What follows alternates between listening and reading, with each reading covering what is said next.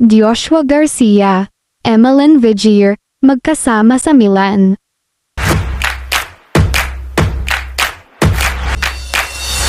Hindi naiwasang makita ng mga dedikadong tagahanga ni Joshua Garcia ang pagkakahawig ng kamakailang post ng aktor sa social media, at ng French-Filipina athlete na si Emeline Vigier, na nagpapahiwatig ng kanilang potensyal na presensya na magkasama sa Milan, Italy.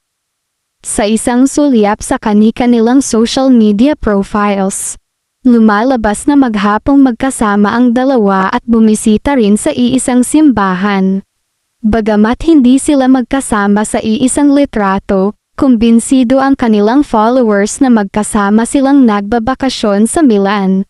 Kamakailan lang ay nag-post si Emeline Vigier sa Instagram ng kanyang selfie kasama si Joshua Garcia.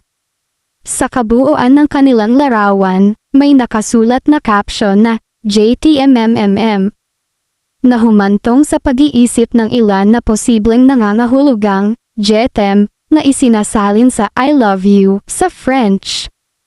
Ang parehong mga individual ay patuloy na nag-aapoy ng mga alingaw-ngaw sa pakikipag-date, gayunpaman, wala ni isa man sa kanila ang umamin sa publiko.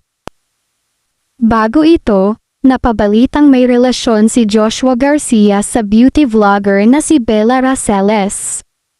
Gayunpaman, muling iginiit ni Joshua Garcia noong panahong iyon na siya ay single sa gitna ng patuloy na tsismis na nag-uugnay sa kanya kay Bella Raceles, na ilang beses na siyang nakita sa iba't ibang okasyon.